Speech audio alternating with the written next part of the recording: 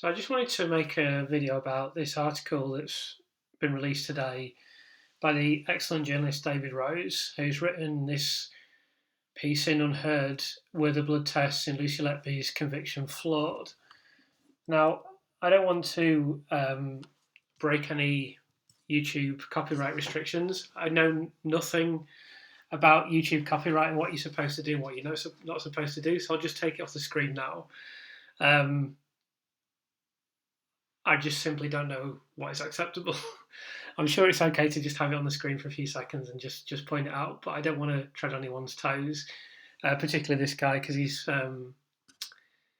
written co-written one exceptional article and written two exceptional articles himself. So I don't want to do anything that's inappropriate.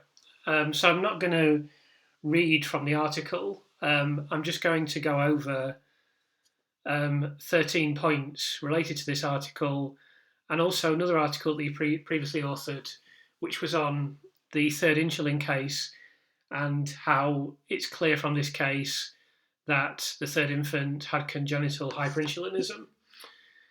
Collectively, these two articles have huge consequences for Lucy Letby's case, conviction, and potential for an appeal. So I just wanted to summarise my view on that and I guess get other people's opinion as well. Naturally, this is very favourable. It's a big deal. It's one of the most important things that's ever dropped in relation to Lucy Letby, in my opinion. You know, there's been a lot of, quite rightfully, scepticism about the science that was used in the Letby case, and particularly about the insulin cases, which are so emblematically important for the case as a whole. Now, funnily enough, I interviewed an insulin expert this week, and he spent a long time explaining to me, or rather reiterating to me, I would say, problems with the immunoassay, problems with the science that was used in court, etc., etc.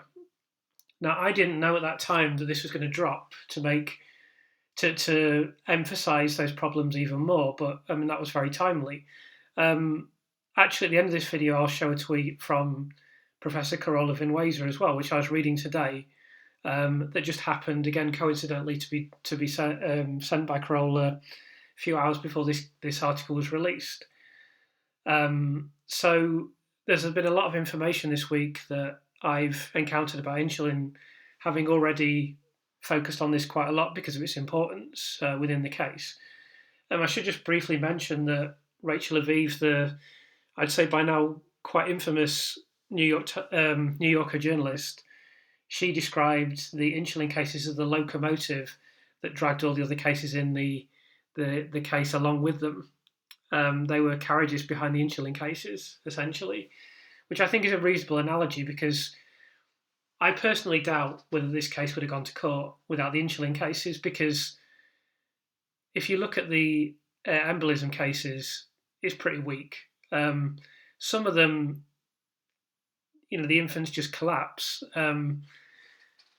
It's really highly doubtful whether you could put together a court case based on what was quite tenuous information. I think the insulin cases were the thing that took it over the edge and convinced the police and perhaps eventually convinced the Crown Prosecution Service that it had to go to court. Therefore, the validity of information in the insulin cases is critically important, naturally. And there was already considerable reason to believe that the insulin information used in these cases was inadequate. Now there is considerable reason. I mean, this is really, really important for Lucy's case. I think we all know that it's well beyond the level of reasonable doubt that she's guilty. I mean, I know a lot of people that watch this video will believe her to be innocent. I mean, I'm 99.9% certain that she's innocent. I can't say 100% because I wasn't there at the time, but having examined this case extensively for thousands of hours since her conviction, I've not encountered anything that has strengthened the impression that she's guilty, and I've encountered absolutely tons of stuff that's pointed to her innocence. Plus, she has written that she was innocent in a post-it note. She's written that there was obviously no evidence against her at a time when she couldn't know that anyone would ever see this comment. It was just something she'd written to herself. So she believed herself to be innocent. And that to me is a very strong indication that she was innocent, because why else would she write it down in a note to herself if she didn't believe that she was innocent? So I do strongly believe that Lucy Letby is innocent, but she's not required to prove her innocence. She's simply required to prove beyond reasonable doubt that she's not guilty. I think that measure, if the court case began tomorrow, given the strength of the panel, the number of people involved, the arguments there against the science, against the statistical case, we know stuff now about the swipe card data. We know about the staircase that hasn't been accounted for. We know about other anecdotal evidence used in court was very weak. We knew the insulin cases were dubious anyway. Now we have evidence that solidifies that still more.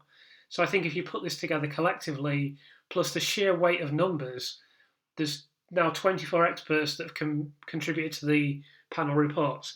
There's over 50 experts that are on Mark McDonald's panel. There's dozens of others that are commenting all the time now. There's, Lord Ken MacDonald has come forward and said, this looks like there are disclosure issues in relation to this insulin evidence. So if we know, we can say with almost 100% confidence, I would say I'm 100% confident, that if the court case began tomorrow, which of course, if all this evidence existed, the CPS should never send it to court in the first place. But if it did begin tomorrow, I think the outcome would inevitably result in a not guilty verdict if they got to the end of the court case. I would like to believe that under these circumstances, Dr. Evans and his evidence would have just been thrown out of the process, as it should have been the first time. But given that he was so central to the case and they wanted to have a prosecution, they wanted to have a court case, I think they just weren't willing to do that. With that being said, let's look at the conclusions and information that was included in this article. So the first thing is that the laboratory in Liverpool, which worked on the samples used in the Letby case, also exaggerated or elevated the insulin levels in another sample by 788%. The lab test elevated an insulin reading from 108 picomoles per unit to 962. I mean, it's a fairly sensational level of increase, and it really renders the whole data set related to insulin that has been used in the Letby case as, I would say, unusable in a clinical context. Now, I did spend a long time speaking with this insulin expert who told me a lot of interesting things. And one of the things that has been widely highlighted already, but that he really provided a lot of insight for me, was that these tests are deeply inadequate to begin with because they produce a lot of false positives. They can be very much likened to the COVID test that also produced a lot of false positives. And you don't get much more of a false positive than something that's 108 per unit going to 962 per unit. You think a 50% increase was pretty bad, but something increasing nearly eightfold, you can see that this is just, it's rendering the test almost worthless immediately. And we can only be very thankful this has come to light. I believe there was plenty in this appeal application anyway that should have seen it referred to the Court of Appeal very rapidly. But I think with this now as well, it's going to be pretty much an open goal. I think this is going straight back to the Court of Appeal very quickly. We can only hope that they act on that equally rapidly. I don't know how long it would take. I'll probably discuss that later in the video, but I think it really is a formality that this is going to go to the Court of Appeal. There's no way that the Criminal Case Review Commission are going to ignore this and ignore the evidence that's now been collated. I just think that's impossible. I think it would be very difficult anyway, but given the strength of public opinion and given the fact there have been, in my estimation, 20 to 25 mainstream publications that have said this is probably an unsafe conviction, or it could very well be an unsafe conviction, I just don't think there's any way the Criminal Cases Review Commission can ignore that. So the next thing I just wanted to point out was that these new figures, these new very highly erroneous figures, matched the pattern of high insulin and low c-peptide that was characteristic of the insulin cases from Lucy's conviction. So that's very important because it was a central contention of the prosecution and its expert witnesses that it was impossible to get such a high insulin reading with such a low c-peptide reading. Now, that was a flawed assertion in itself, as we'll see later in the video. But now that we've seen another reading from the laboratory, which we know to be incorrect, that's done exactly the same thing, it really is a massive hole in the entire prosecution case. And these insulin cases suddenly, from being the supposed smoking gun, and to be fair, from the very first moment that I heard about this on the radio, I just came down into my kitchen, didn't know anything about Lucy Letby, hadn't followed the trial at all, just heard the verdict, started to listen to the radio, was pretty shocked at first, a bit saddened by these allegations, and then I listened to it, and I just felt that I hadn't heard any evidence for it, and it just would go on to be like another 5 minutes, another 5 minutes. I still hadn't heard any evidence, so that's when I decided to investigate this case and look for the evidence myself. As soon as I started looking for the evidence, I remember seeing the confession note early on and thinking, there's just no way. Come on, this is ridiculous. And that obviously pricked my interest, and then pretty quickly I was thinking this could easily be a miscarriage of justice. And I remember watching the Panorama programme that day, and I was already quite convinced it could be a miscarriage of justice. Watched that programme, there was nothing of any substance in there to say that she was guilty. But even back then I could see these insulin cases are important, they're critical, because I can't say definitively that she didn't poison infants with insulin. Obviously I knew very little about them at that time, but I couldn't say that definitively, and I could see, well, if there are some readings, and if they're very high, if they indicate insulin poisoning, then that's significant. It's difficult to explain that away. So I think when Rachel Letby said they're the locomotive that pulls the other carriages, she's absolutely right. So it was obvious to me early on that these cases were critical, and I don't know if they ever were a legitimate smoking gun, but they were certainly described as a smoking gun.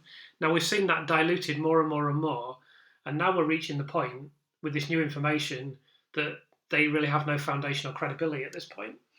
Given everything that I've heard about them, given stuff that's on the record, and I will do some full videos at some point going over more information from these cases, but I just wanted to make this video today because this news has just dropped and not everyone will see it. This is a big deal. This is enormous for Lucy's appeal. It indicates that the insulin readings that were used in court cannot be relied upon, and without that, there is really nothing of solidity in this case at all. That was the one thing you could point to. Everything else is purely hypothetical. It's a total hypothesis. This was the one thing that you could point to, and even though it's far from proven that Lucy had done it because of various issues such as the logistics, such as the fact she wasn't on duty, etc., but if you could say definitively someone poisoned those insulin bags, at least it was something concrete that the prosecution could cling to.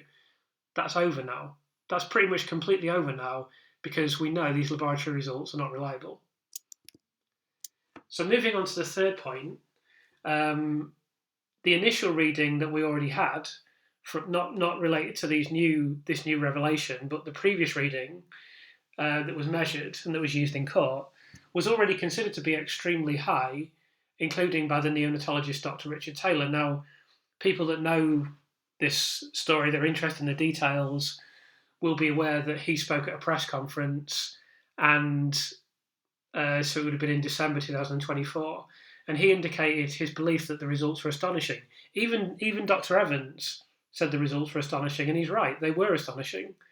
They were extremely high, and then the c-peptide is very low compared to the insulin readings, even though it has been suggested by, I know, Professor Chase, that it's not out of the expected range for a neonate, and there can be reasons for this. I mean, obviously, I would bow to his superior judgment. He's been doing this for 17 years. I don't know the first thing about insulin, if I'm honest. But I think it's fair to say it was an unusual reading, and of course, there's two ways to look at it. Dr. Evans naturally looked at that as being there's no other explanation this other than the administration of exogenous insulin, whereas Dr. Richard Taylor looked at it to mean this is instantly suspicious. Like, this is so high, it just shouldn't happen. And then, of course, always a red flag with the original cases is that the infant survived. There are these phenomenally high insulin readings that suggest an enormous amount of exogenous insulin administration, and yet they recovered. They were perfectly fine. So that in itself was an oddity. But then if we move on to point 4, there's already a big disparity in the original readings, but in this new case that we know is based on erroneous information, it's nearly double the size of that seen in Letby's conviction. So this would have been, if you'd have put this one in court, they would have said, oh my God, this is insane. This I think that the difference between the two readings was like nearly 8-fold compared to, I think I'm right in saying nearly 4-fold. That might not be correct, so don't quote me on that. I haven't got the figures in front of me. It's complicated. But the disparity between the insulin level and the c-peptide level was much higher in this case. So if you'd have put that in the court case, the prosecution would have been having a field day. And they would be saying, oh, there's no possible explanation for this other than exogenous insulin, just as all the experts said in court. Some of them made statements that are frankly incredible, which we'll come to in a second. But the point is that in this case, the disparity is even greater.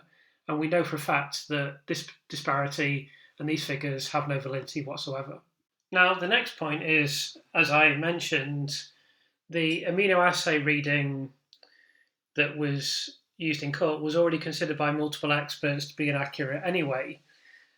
There's been considerable criticism, really, of the usage of the immunoassay test in this court case. It's not a test that is able to offer forensic accuracy. As I say, it's similar to the COVID test that will produce false positives and that no doubt will fail to pick up actual positives. It's just not a very good test. It was, widely criticised by numerous experts on insulin, saying that, I discussed this in a previous video, this test of mass spectrometry is absolutely necessary if you're going to have any kind of forensic validity to your reading.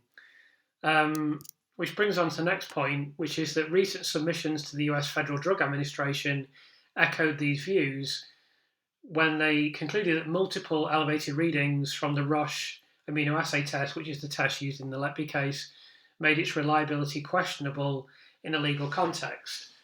Now, that's really quite fascinating because what that indicates is that in the United States, you're not going to get immunoassay tests being used in court cases. I did ask about this, I have asked experts about this, and it has been stated to me that it's far less likely that this would occur in the United States because there would be a higher level of proof required, higher evidential requirement from the insulin immunoassay. Like, immunoassay wouldn't be considered good enough, essentially.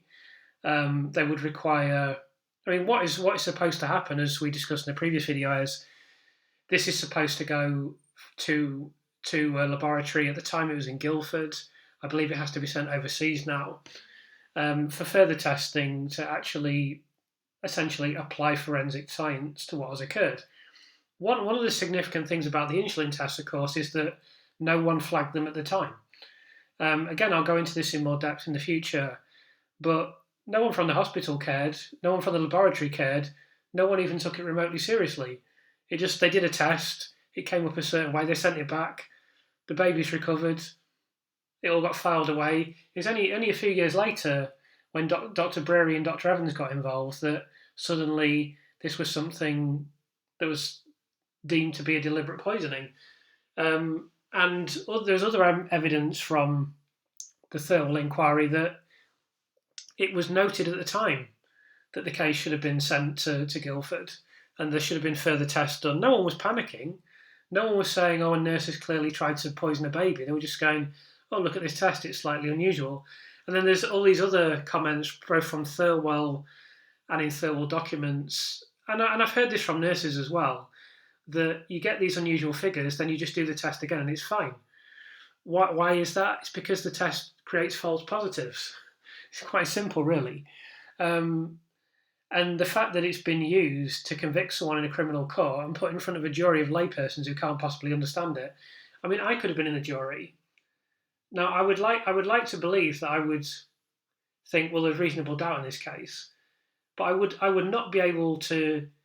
Back in 2022, a few years ago, when the court case began, I would have been sitting in the jury in complete ignorance of insulin testing. I mean, I'm pretty much in a position of ignorance now, but I do know a little bit more than I did, of course, and I've heard the opinions of experts, and I'm aware what should happen.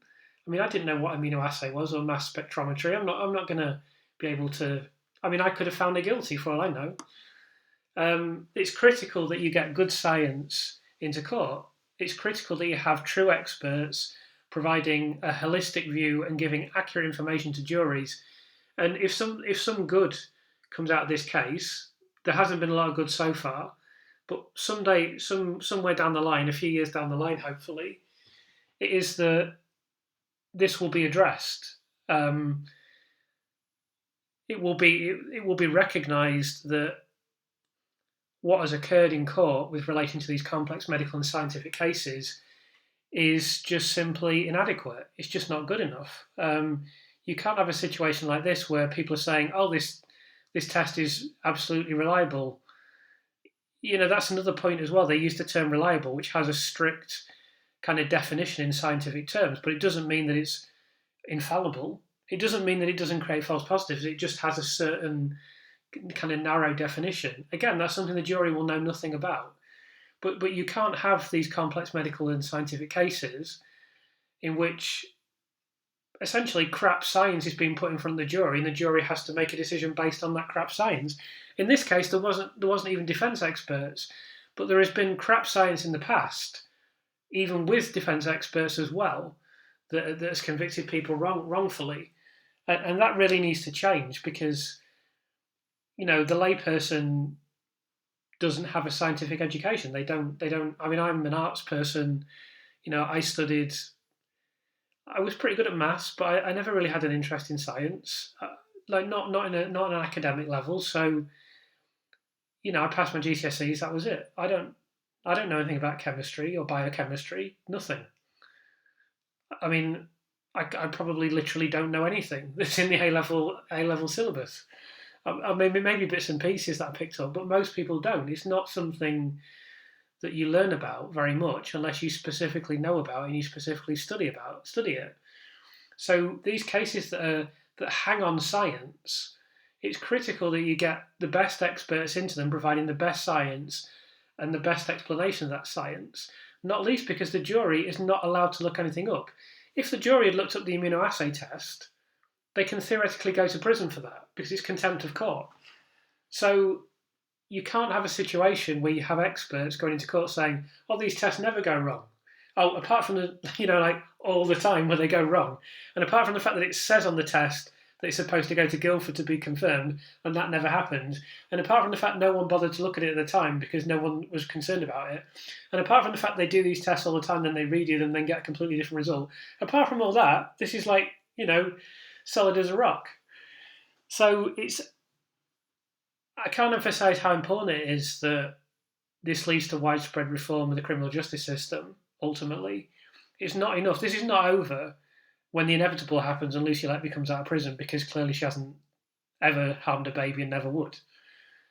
I mean, that's not the end of this. That's just the beginning. Now, we're all fighting to get to the point where the beginning happens, but that's not the end. The end is when the system accepts that, yeah, you've got a legal system, and yeah, you've had it for a long time, and yeah, it'd be more convenient for everyone if we didn't bother changing anything. And all the legal professionals want that, and all the judiciary wants that, and the government wants that, and no one wants to do anything, and no one wants to grasp the nettle. It's not good enough. It's just not good enough. It needs to change because we know that the science in this case was completely flawed. And now I think even someone like myself who has no scientific education can just see that. It's crystal clear.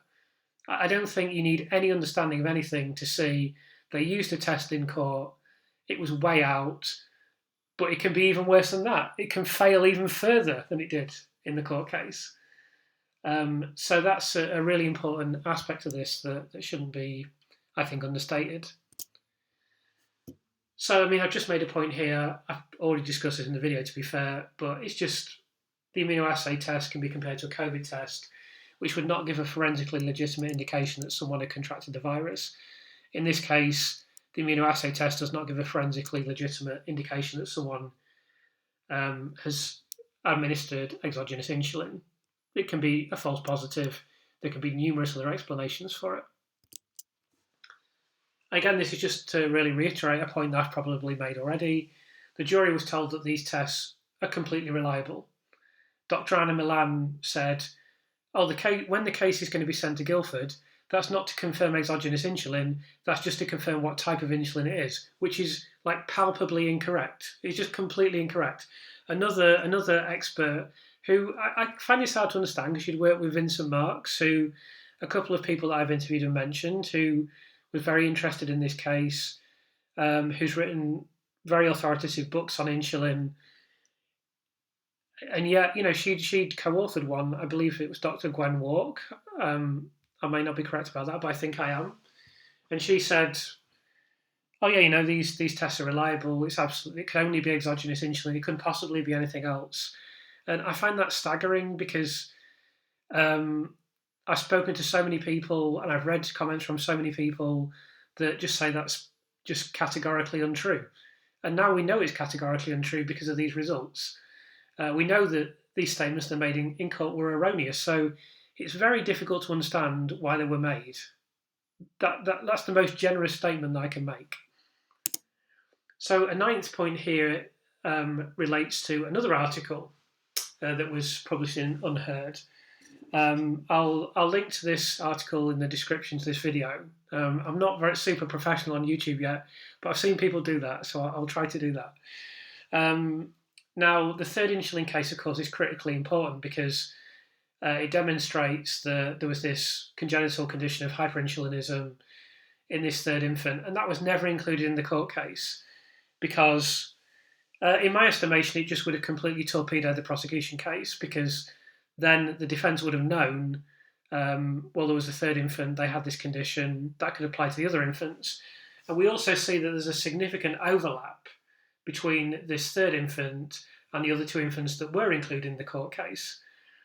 Now, interestingly enough, Dr. Dowie Evans still believes that Lucy Letby poisoned this third infant, even though experts have said she definitely didn't, and this hyperinsulinism, and it didn't get included in the court case. He still said, I think they're wrong. This guy the extent of his lack of understanding of insulin is so great that he didn't even know there was any way of testing it other than an immunoassay. But yet he's telling people who are experts who said, look, you can't touch this case in the court case because it's hyperinsulinism, you're wrong, because I've decided something. And I think that's indicative. I know a lot of people, and I absolutely held this view myself, believe that Dr. Evans was involved in this case. There's the famous thing where he walks into the police station and within 10 minutes says, oh my God, this must be inflicted harm. And then he's involved in the court case and he's made a significant amount of money from that. Now, a lot of people think this is a very self-serving conclusion. And I can understand that argument, but I think the more that I've encountered him and the more that I've thought about him, I just think he's a deeply arrogant person who just simply cannot accept that he could possibly be wrong about anything. And I think we see that in this case where he's obviously decided that there's a third insulin poisoning. There's been discussions between himself and Cheshire Police about this. And then someone's come along and said, well, no, you're wrong. You're completely wrong about that because of congenital hyperinsulinism. And I think he just cannot accept that. So he's like, well, I think they're wrong. Even though he has no basis to make that statement, no qualifications, no expertise, no evidence, and yet he's still saying, I'm right and they're wrong. And you see in court when he's challenged during the court proceedings, it becomes so hostile so quickly, even though it's so unprofessional for him to do that. And then we've seen in the aftermath of the court case, He should have just shut up a long time ago. I think he's finally reached a point now where someone has advised him to shut up, because the New York Times asked him for comment recently. They probably thought, oh, he'll definitely comment. But he actually said no comment. He actually said he wouldn't comment, which is a miracle. So I think perhaps he has been advised to shut up now. But we've seen in the aftermath of the court case, he's just constant comments, and he's dug himself deeper and deeper and deeper into a hole with more and more and more stupid remarks, contradicting himself right, left, and centre. And I think it's just simply because he just cannot bear anyone to say that he's wrong. So when he's criticised, and when people are criticising questioning the court case, questioning the evidence was put in the court case, he just simply cannot accept this. And none of us like to be wrong. I don't like being wrong about things, but it's kind of part of being an evolved human being that you accept, I'm fallible, I will make mistakes, I don't know everything. In fact, I don't know 1% of everything in the universe, and I'm bound to get things wrong. And if someone points out I'm wrong, it might be annoying, but I've got to take that on board. And when it can be demonstrated that I'm wrong, then I should revise my opinion and I should acknowledge that I'm wrong. That's what a normal, mature, evolved human being does. Now, you've probably noticed from Twitter, not everyone does that, but that's what a healthy human being would do. It just seems to me that Dr. Evans is incapable of doing that. He's never developed the maturity to do that, and I think being a paediatric consultant very much enables that kind of narcissism of I'm always right, no one questions me. He made this comment about everyone used to defer to my opinion in Swansea. And I found that as I was considering his character and as I was considering what he'd done in this case, it occurred to me that that's probably very indicative of his overall attitudes, just the fact that everyone defers to him all the time. So when people don't defer to him, when he's in court and he's questioned, he doesn't like it. When people say, you know what, that evidence you did in the court case was rubbish, mate, he doesn't like it very much. So I think really that is probably his kind of defining characteristic. So I've gone off topic slightly, but I just wanted to give my reflection on Dr. Evans and why he's insisting that Lucy Letby is guilty of poisoning a third infant when it's demonstrably untrue. But if this hyperinsulinism case had appeared in the court case, it could potentially torpedoed, I believe it probably would have torpedoed the whole court case, because then there was a lot of overlap with the other two infants with observed symptoms, and you could have said quite easily, well, are we sure that this is poisoning? Are we sure it's not hyperinsulinism? So I basically just explained all that of what I've included here in point 10. So I'll just skip through that. So just to reiterate again something I've just explained, in this third insulin case, an infant was seen to have very similar symptoms to the infants that Letby was accused of deliberately poisoning. There's also evidence from this case, that this third insulin case, that there's been a failure to disclose information to the defence, which would constitute the fresh evidence required to reopen the case. So I just want to read what the article says, quoting former head of the Crown Prosecution Service, Lord Ken MacDonald KC, who spoke to David Rose at Unheard and said that statements that have been made, evidence that's been uncovered related to the insulin cases should have been shared. And Lord MacDonald said, the legal test is whether evidence is capable either of undermining the prosecution case or assisting the defence, and if it is, it should be disclosed before trial. It sounds to me that the material you found does meet that standard, and so should have been made available to Letby's defence. There's been other items of information as well that haven't been disclosed. These are already included in the items of fresh evidence that Mark MacDonald has submitted to the Criminal Cases Review Commission. So I've just simply written here there's a pattern of failing to disclose information to the defence which would constitute the fresh evidence required to reopen the case. As a final point I've written here, in this context it seems inevitable that the Criminal Cases Review Commission will reopen the case. It also seems undeniable that data presented in court related to the insulin cases is unreliable, which certainly calls the whole conviction into serious doubt. So it's, in my view, clear at this point that this case will be referred from the Criminal Cases Review Commission to the Court of Appeal very rapidly. So I think that it's pretty much an open goal now to get this case referred to the Court of Appeal. But I'll expand on that in a second. I just wanted to read this tweet out as well. This is from Professor Carola Vinuesa, who's one of the world's top geneticists. So she says at the start this is simply wrong. So she's responding to someone. I'll show you who she's responding to in a second. Insulin immunoassays can cross-react with pro-insulin and partially processed pro-insulin products. Now, I'm not going to explain all of this, not least because I'm not qualified, but where I can elaborate, I will. Elevated pro-insulin and its split products can be found increased in children with genetic deficiencies in pro-hormone convertases PC1/3, PC2, and carboxyl peptidase H, and only identified by LC-MS/MS, which is mass spectrometry, which I've discussed in a previous video, and that is the test that should have been done after the immunoassay.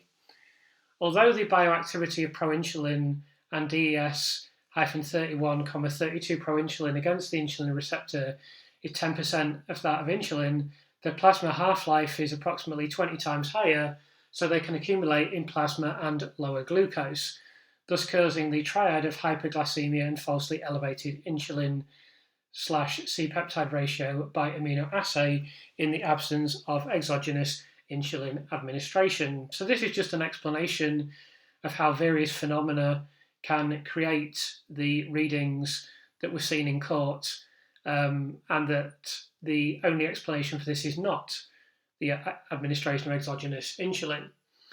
These cases are found in neonatal intensive care units throughout the world. Falsely high insulin C-peptide measurements and hypoglycemia can also be caused by endogenous anti-insulin antibodies in patients with Hirata's disease. Acute viral and bacterial infections can also cause waves of autoantibody production in otherwise healthy individuals, including anti-insulin reactivities that may interfere with the assay. Thus, unexpected elevated insulin C-peptide ratios need to be followed up by methods such as mass spectrometry that can distinguish true insulin and C-peptide from partially processed proinsulin or injected insulin analogues. I'm not going to offer any commentary on a lot of that because it's pretty. I think the crux of the argument is pretty clear, and some of the technical stuff is obviously complicated, and I have to break it down and first understand it myself. The point is really contained in the final sentence. No individual should be accused of malicious insulin administration to a hospitalised infant on the basis of an immunoassay result. Of course, that is exactly what has occurred to Lucy Letby and indeed others. Now, this isn't the only person that said this. Several experts have said this now. Several people have said it to me that I've interviewed. And it's crystal clear, really, that the insulin readings used in court were dubious. Now, Professor Vinuesa posted this before we got this Unheard article. So she already had doubts about it, enormous doubts, before this information came to light. All the new readings really show is that what she's saying is correct. Now, I mean, what she was saying was correct before, but now it's just been undeniably demonstrated that you can get false positives, you can get incorrect readings. All these things that I've heard that people have told me are true, and this is now undeniably the case. Let me just show you. She's responding to Dr. Susan Oliver, of course. The issue is high insulin and low C-peptide. This means exogenous insulin. Another explanation of high insulin is irrelevant. If you have low C-peptide, your body can't produce insulin without C-peptide. Now, I mean, you can see the difference in quality between the two, but I mean, I doubt that she believes a word that she's saying. I don't think she believes a word that she writes. I don't believe she believes anything she says. I think she just thought she could piggyback onto this issue and grow her following. I don't think she's stupid enough to think that she can take on these experts with no qualifications, no expertise, no experience. I don't think for 1 second she believes it. Or maybe she has been stupidly roped into it and now she can't admit that she's wrong. She's another Dr. Evans. It's very hard to say, but her comment doesn't stand up in the slightest. So the last thing I just wanted to reflect on was something I touched upon briefly, which is the Criminal Cases Review Commission appeal. I think it's extremely likely at this point that we're going to see this case referred to the Court of Appeal. The reason I would say that is that there is now a significant amount of new information and fresh evidence in this case, to such a degree that it's very hard for the Criminal Cases Review Commission to say, well, this couldn't result in a successful appeal, this wouldn't have changed the outcome in court, etc., etc. I think the bar has been met now quite clearly. And I think that, I heard this week that it's not that the Criminal Cases Review Commission is necessarily hostile to appeals. It is the way the law has been written and the way the system has been set up. There is an incredibly high bar to meet before you can have a case referred to the Court of Appeal, which is why the majority of appeals are successful. So if we can get over this first hurdle, actually, it's odds on that Lucy will be exonerated, or there'll be a retrial. I think it'll just be quashed and she'll be exonerated, because I think the court will see quite clearly this is way beyond the level of reasonable doubt. But I do think now there's very little doubt this case will be referred to the Court of Appeal, because there is new evidence, there is stuff, there's disclosure issues, there's fresh evidence, and there's quite a lot as well. It's not just like there's one small thing.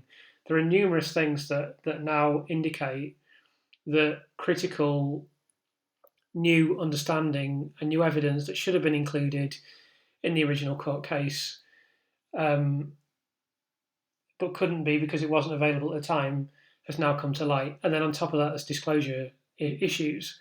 So if you put that together, it's going to be extremely difficult then with the public pressure as well. And the fact there's been 20, 25 mainstream publications saying this looks like a miscarriage of justice, it looks like a very unsafe conviction.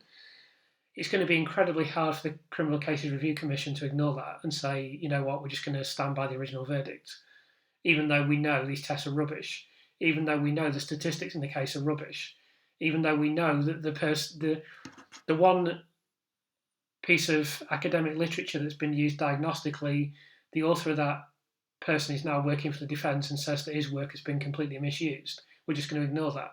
We're going to ignore the problems with the swipe card data. We're going to ignore the problems with the staircase.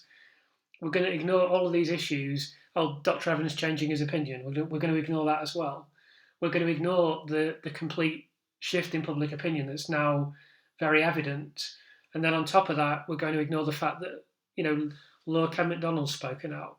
I forget the other big legal person. Oh, Joshua Rosenberg, of course, has written an article saying this looks like a very unsafe conviction, and many others, and numerous mainstream publications. So this is I think it would have been referred anyway, but I think now is basically a certainty. This is an enormous piece of news, and I just wanted to make a video on it just purely because people might see it on YouTube who don't see it somewhere else. And I'll link to this article, and I'll link to the hyperinsulinism article as well in the description. Exceptional work by David Rose and Clea de Oliveira in highlighting these issues. And what was now a smoking gun is now, they've been doused. Water has been poured all over that smoking gun, and it's no longer smoking.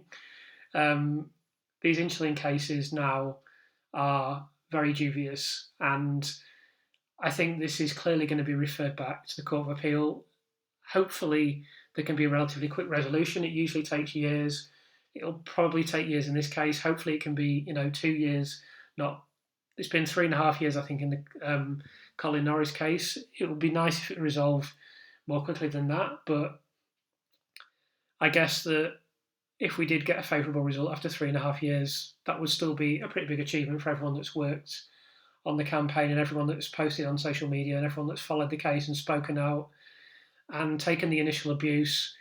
And now we're at the point where I think we're the majority and we're on the front foot, and people that believe she's guilty or want to believe she's guilty, they're desperate to believe that for some perverse psychological reason, they're on the back foot. And I think ultimately deep down they know that they're wrong at this point. So that's really promising news. I'll just finish this video by saying that I'm not going to issue any corrections to previous videos in this video. I hadn't intended to make this video, but it felt important to acknowledge this and to explain the significance of this. It's very significant. I'll go back in the next video to discussing one of the other infants that the Times article and Thirlwell lawyers have been talking about, probably child O. In the meantime, if you have any queries, comments, suggestions, corrections for this video, please let me know. And thank you for the support for the videos. It's very much appreciated.